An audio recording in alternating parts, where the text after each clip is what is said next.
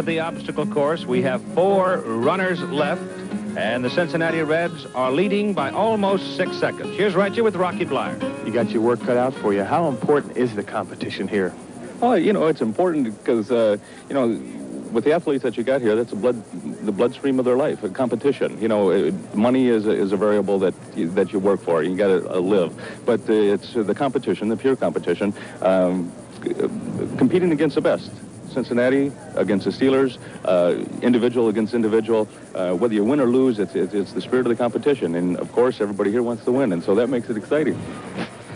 Rocky Bleier wears number 20 for the Pittsburgh Steelers. He is also one of the rock-solid blockers that you're going to run into in the National Football League, and very often you're going to see number 20 in front of Franco Harris when Franco is blowing them down and breaking big games.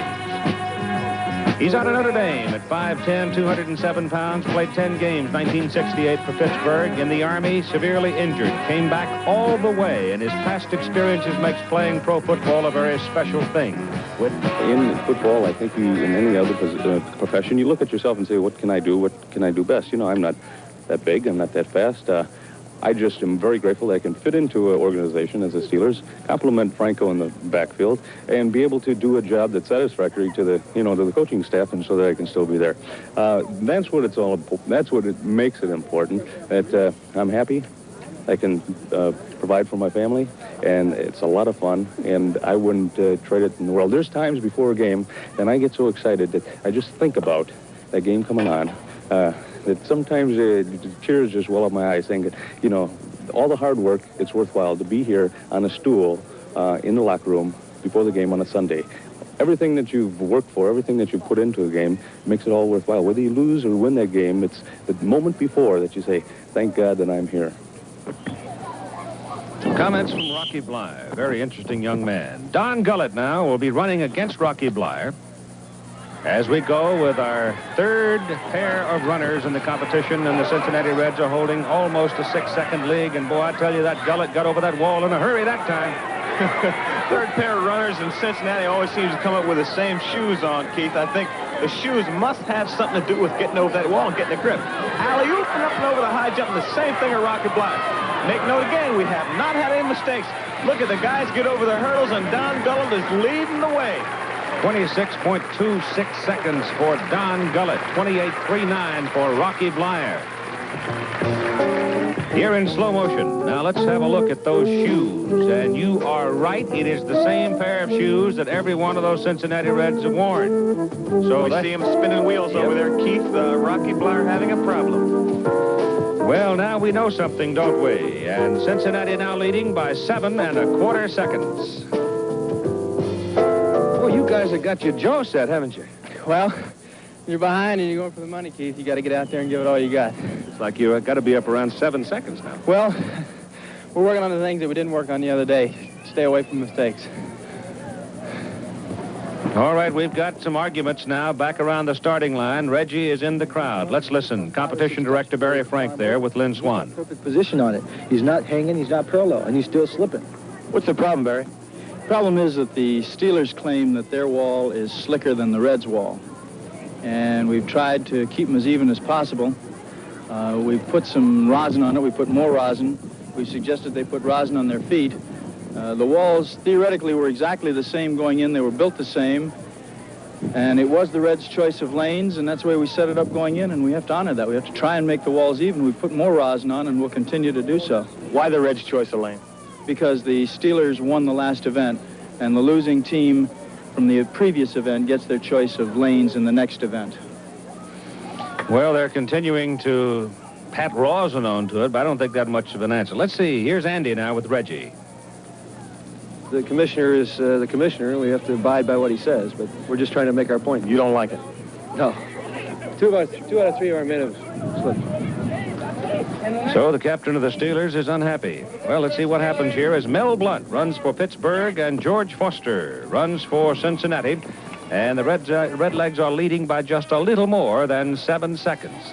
And let's check the shoes now as George hits the wall. If he's got on the same pair of shoes, then we know that's the key. Different kind of a sole might stick to that particular kind of wall. Now, he doesn't have those shoes on. He does not. He does not. Mel Blount, you've got a long way to go. You've already shut him down in the 440-yard dash, and I'll bet you Mr. Foster wants to put it back on you this time. And he does have a lead as he comes off the monkey bars. Oh, little trouble in the tires for George, and he loses some distance to Mel Blount. Blount catching up. Oh, he hurdles the high bar, and Blount goes out in front. So Mel Blount is the first runner we've had. Hurdle the high bar, and he finishes in front. Hey, big guy, you took a gamble on that high bar. Made it work. Yeah, well, I've been looking at the guys who was hurling over, and I felt that if I just jumped it, I would get more time, and I did. Well, you picked up quite a bit. Yeah, I figure I picked up a couple of seconds because anytime you jump over and you got to get up, get a guy a chance to, get his momentum up on you and catch up on you. Did you have any trouble with the wall? Now, is your wall, you feel, slicker than theirs?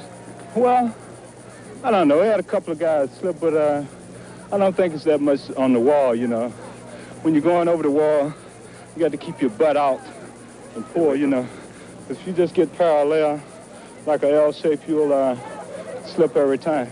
Heck of an effort, big guy. Okay, thank you, Keith.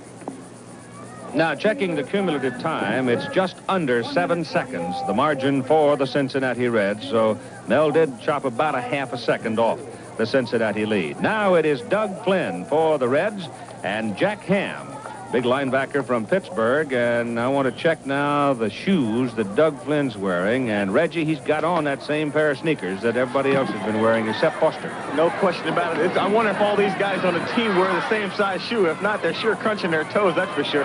Doug Flynn, utility ball player, plays all the positions in the infield and the outfield, too. He's getting his opportunity to prove his athletic agility over the high jump bar. Right now, him and Jack Ham almost a dead heat. Now we'll see who's going to be able to take over and go to the finish line and wind up first. Jack Ham is going to be the first one to the finish line. But not by much. Only 5/100ths of a second. 27.64 for Jack Ham, 27.69 for Doug Flynn. They came over the water jump and over the high bar, literally together. But coming off the pad, Ham was able to generate more momentum. Flynn gained some coming over the hurdles, and they came to the tape almost together. Great run. Margin now for the Cincinnati Reds over the Pittsburgh Steelers. About 6.8 seconds. That's a pretty good lead. But we've got one big run to go, and it's Lynn Swann, the record holder, against Joe Morgan. We'll see it right after this.